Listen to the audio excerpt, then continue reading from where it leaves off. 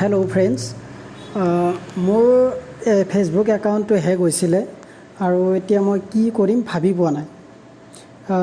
আচলতে মোৰ একাউণ্টটো হেক হোৱা নাই। ফেচবুক একাউণ্টটো যদি মোৰ ফেচবুক একাউণ্টটো হেক হৈ যায় তেনেহ'লে মই কি কৰিম। যদি ধৰক আপোনালোকৰ ফেচবুক একাউণ্টটো হেক হৈ গ'ল, তেন্তে আপুনি সেই সময়ত কি কৰিব? পুলিচৰ কাষত যাব নে নিজে কিবা কৰিব? গতিকে আপোনালোকে নিজেও কিবা কৰিব পাৰে। যদি ফেচবুক একাউণ্টটো হেক হৈ যায় তেনেহ'লে আপোনালোকে কোনটো ডিভাইচত লগ ইন কৰিছিলে, ক'ত লগ ইন হৈছে আৰু আপুনি কেনেকৈ লগ আউট কৰিব বা পাছৱাৰ্ডটো কেনেকৈ আকৌ বেলেগকৈ ৰাখিব, সেই বিষয়ে আজিৰ এই ভিডিঅ'টোত ক'ম। গতিকে ভিডিঅ'টো সম্পূৰ্ণকৈ চাই থাকিব আৰু লগতে প্ৰথমবাৰ যদি আমাৰ ভিডিঅ' চাইছে তেনেহ'লে চেনেলটো ছাবস্ক্ৰাইব কৰি দিব আৰু কাষত থকা বেল আইকনটো দবাই দিব। আহক ভিডিঅ'টো আৰম্ভ কৰোঁ। ইণ্টাৰনেটৰ যিদৰে ভাল দিশ আছে সেইদৰে বহুতো বেয়া দিশো আছে।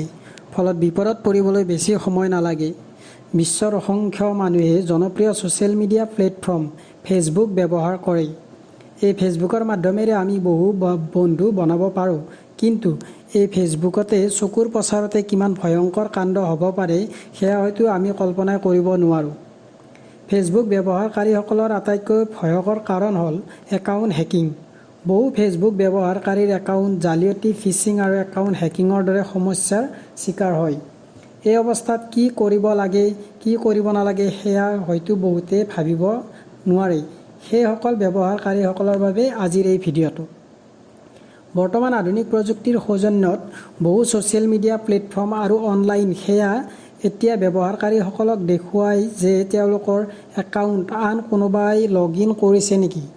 যদি সেই সন্দেহ হয় যে কোনো অজ্ঞাত পৰিচয় ব্যক্তিয়ে ফেচবুক একাউণ্ট এক্সেছ কৰিছে, সেই ক্ষেত্ৰত তেওঁলোকৰ ওচৰৰ পৰা নিজৰ একাউণ্ট সুৰক্ষিত ৰাখিব বিচাৰিলে এই পদক্ষেপসমূহ অনুসৰণ কৰিব লাগিব।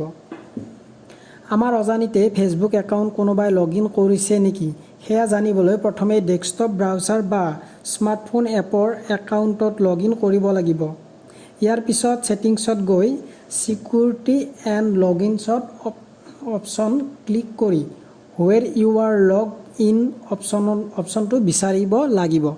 ইয়াত ক্লিক কৰিলে এই ডিভাইচসমূহৰ এখন তালিকা দেখিবলৈ পোৱা যাব, যিসমূহ বৰ্তমান ফেচবুক একাউণ্টৰ আইডি আৰু পাছৱাৰ্ড ব্যৱহাৰ কৰি লগ ইন কৰা হৈছে। একাউণ্টটো ক'ৰ পৰা এক্সেছ কৰা হৈছিল সেয়া যিদৰে জনা যাব, তাৰ লগতে ব্যৱহৃত ডিভাইচ সম্পৰ্কেও বিশদ তথ্য দেখা যাব।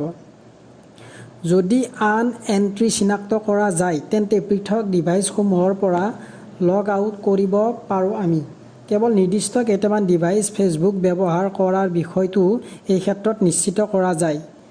ইয়াৰ বাবে কোনো লগ আউট অফ অল ছেছনত ক্লিক কৰিব লাগিব। ইয়াৰ পিছত টু ফেক্টৰ অথেণ্টিকেশ্যন আৰম্ভ কৰিব লাগিব।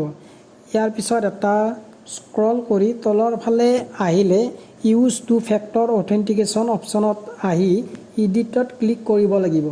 ইয়াৰ পিছত ফোনত এটা মেছেজ আহিব, এতিয়া নতুন পাছৱাৰ্ড ছেট কৰি ল'লে সমস্যাৰ সমাধান হৈ যাব। বন্ধুসকল, ভিডিঅ'টোত কোৱা কথাখিনি নিশ্চয় আপোনালোকে বুজিব পাৰিছে আৰু যদি মোৰ ভিডিঅ'টো আপোনালোকৰ বাবে অলপ হ'লেও উপকাৰিতা হ'ব বুলি ভাবিছে তেনেহ'লে ভিডিঅ'টোত লাইক এটা কৰি দিব।